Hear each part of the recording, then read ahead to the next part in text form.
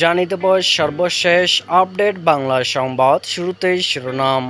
শুরুতেই জানিয়ে দেব একটি গুরুত্বপূর্ণ ভয়ঙ্কর সংবাদ।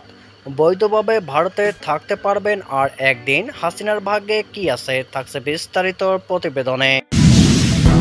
এরপর জানিয়ে দেব এখনও দেশ ছেড়ে পালাচ্ছেন আওয়ামী লীগ নেতারা, এগিয়ে বিত্তশালীরা। তাদেরকে দেশ থেকে পালাতে কারা সাহায্য করতেছে, বেরিয়ে এলো ভয়ঙ্কর চাঞ্চল্যকর তথ্য, থাকছে বিস্তারিত প্রতিবেদনে। এরপর জানিয়ে দেব ম্যাজিস্ট্রেসি ক্ষমতায় সেনাবাহিনী কি করতে পারবে, এ নিয়ে থাকবে বিবিসি বাংলা থেকে পাওয়া একটি বিশেষ প্রতিবেদন। এতক্ষণ শিরোনাম শুনছিলেন, এবার বিস্তারিত। তীব্র গণ আন্দোলনের মুখে গত 5 আগস্ট শেখ হাসিনা দেশ ছেড়ে পালিয়ে ভারতে আশ্রয় নেন। কূটনৈতিক পাসপোর্টের ক্ষমতায় তিনি ভারতে 45 দিন থাকতে পারেন বৈধভাবে, যদিও তার সে পাসপোর্ট বাতিল করেছে অন্তর্বর্তী সরকার। এদিকে আগামীকাল বৃহস্পতিবারই তার ভারতে থাকার মেয়াদ শেষ হচ্ছে। অর্থাৎ কূটনৈতিক পাসপোর্টের দৌলতে তিনি যে ভারতে 45 দিন থাকতে পারেন তা পূর্ণ হচ্ছে ওই দিন। এখন প্রশ্ন, তারপরে কি করবে ভারত? রাজনৈতিক মহলে প্রশ্ন, শুক্রবার থেকে শেখ হাসিনার কোন আইনের বলে ভারতে থাকবেন?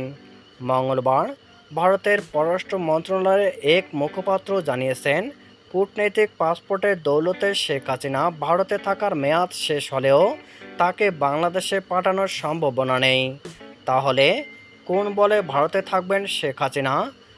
কোনো মহলের যুক্তি, হয়তো তিব্বতী ধর্মগুরু দলাই লামার মতো সাময়িকভাবে রাজনৈতিক আশ্রয় দেওয়া হতে পারে হাসিনাকে। তবে ভারতে থাকার বিষয়টি এখন ভারতের সিদ্ধান্তের উপরই নির্ভর করছে।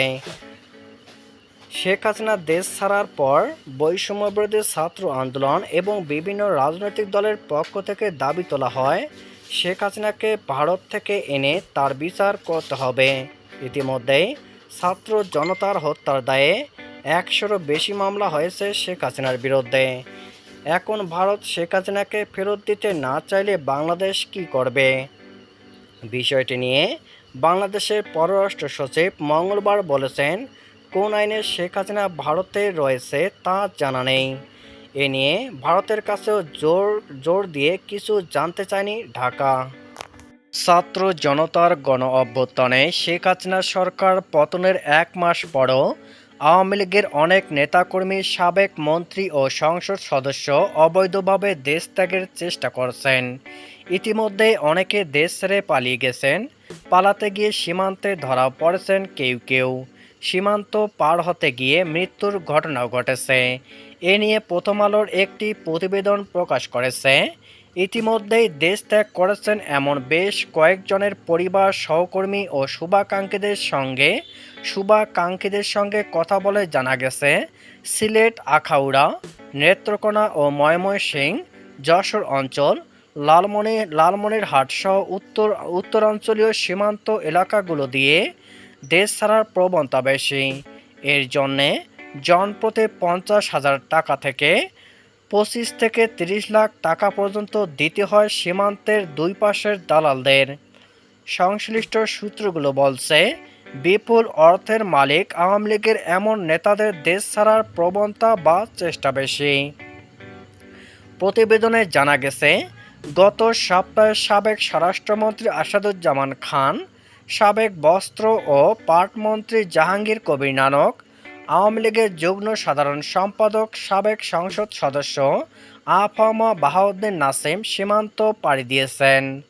এদের আগে 5 আগস্টের পর দেশ ত্যাগ করেছেন সাবেক পররাষ্ট্রমন্ত্রী হাসান মাহমুদ, সাবেক স্থানীয় সরকার মন্ত্রী মোহাম্মদ তাজুল ইসলাম, সাবেক শিক্ষামন্ত্রী মহিবুল হাসান চৌধুরী নওফেল, সাবেক তথ্য প্রতিমন্ত্রী মোহাম্মদ আলী আরাফাত, সাবেক সংসদ সদস্য আলাউদ্দিন আহমেদ নাসিম ও আলোচিত আওয়ামী লীগ নেতা নারায়ণগঞ্জের সংসদ সদস্য শামীম ওসমান সহ অনেকে। যারা পালিয়ে গেছেন বা পালানোর চেষ্টায় আছেন তাদের প্রায় সবাই হত্যাসহ বিভিন্ন মামলার আসামি। এই অবস্থায় প্রশ্ন উঠেছে, সরকার পতনের এতদিন পরও কিভাবে এসব ব্যক্তি দেশ ছেড়ে পালাতে পারছেন? আওয়ামী লীগের সাধারণ সম্পাদক ও সাবেক সড়ক পরিবহন ও সেতুমন্ত্রী ওবায়দুল কাদের, যুগ্ম সাধারণ সম্পাদক মাহবুবুল আলম হানিফ, সাবেক মন্ত্রী আসম রেজাউল করিম সহ কেন্দ্রীয় আওয়ামী লীগের আরও বেশ কয়েকজন নেতার দেশ ছাড়ার গুঞ্জন রয়েছে। তবে তাদের বর্তমান অবস্থান সম্পর্কে নিশ্চিত হওয়া যায়নি। শেখ হাসিনার আরেক আত্মীয় আবুল হাসানাত আবদুল্লাহ ছাত্র জনতার গণ অভ্যুত্থানে কিছুদিন আগেই ভারতে চলে যান। আর ঢাকা দক্ষিণ সিটি কর্পোরেশনের মেয়র শেখ ফজলেনুর তাপস ৩ আগস্ট রাতে পরিবারসহ দেশ ছাড়েন। তিনি ঢাকা থেকে সিঙ্গাপুর যান। তার পরিবার পৃথক ফ্লাইটে যান লন্ডনে। তাপসের ভাই যুবলীগের চেয়ারম্যান শেখ ফজলে শামস সরকার পতনের কয়েকদিন আগে ৩১ জুলাই যুক্তরাষ্ট্র থেকে দেশে ফিরেছিলেন। তিনিও দেশে আছেন বলে জানা গেছে।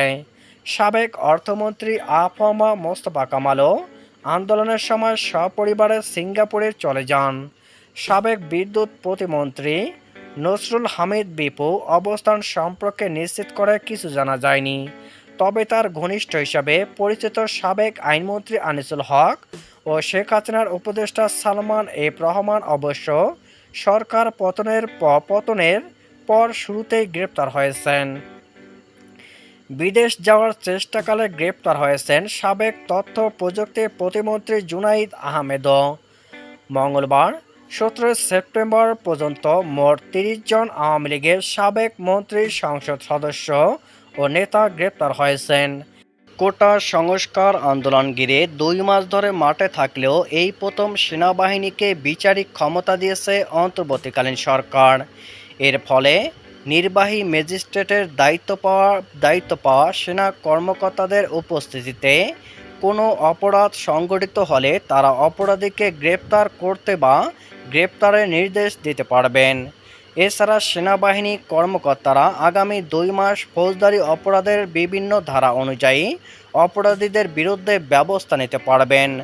সাধারণত দেশে জরুরি অবস্থা পরিস্থিতি ছাড়া সেনাবাহিনীর হাতে এই ক্ষমতা দেওয়া হয় না।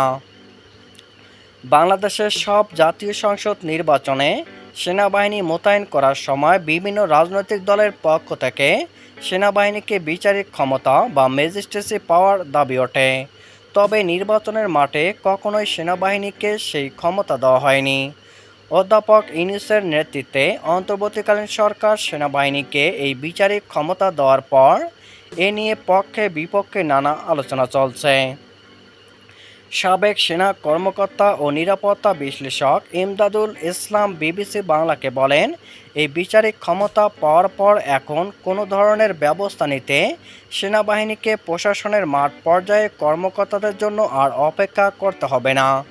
নিরাপত্তা বিশ্লেষকরা বলছেন, শেখ হাসিনার সরকারের পতনের পর নতুন সরকার গঠন হলেও মাঠ পর্যায়ে এখনও শৃঙ্খলা ফেরেনি।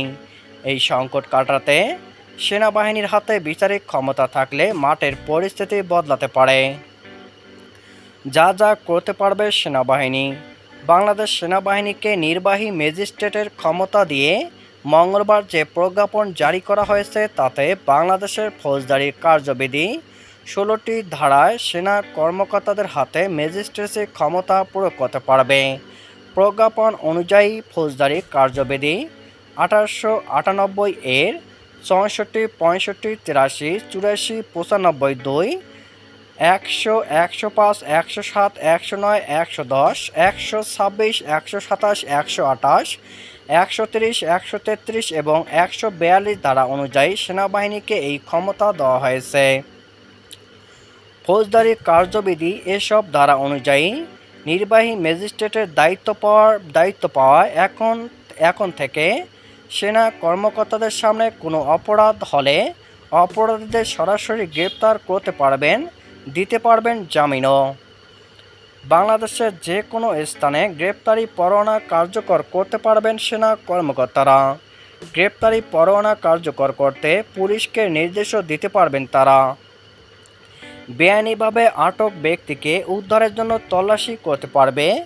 নতুন অন্তর্বর্তীকালীন সরকার দায়িত্ব নেওয়ার পর থেকে বিভিন্ন দাবিতে রাস্তায় আটকে মিছিল সমাবেশ করতে দেখা যাচ্ছে সরকারি বেসরকারি অনেক প্রতিষ্ঠানের কর্মীদের। প্রজ্ঞাপন অনুযায়ী এখন থেকে সেনা কর্মকর্তারা বেআইনি সমাবেশ ছত্রভঙ্গ করতে পারবেন। একই সাথে এটি বন্ধে বেসামরিক বাহিনীকেও ব্যবহার করতে পারবে সেনাবাহিনী। এছাড়াও স্থানীয় উপদ্রব নিয়ন্ত্রণে বিভিন্ন আদেশ জারি করতে পারবে, আটক করতে পারবে সন্দেহভাজন ব্যক্তি।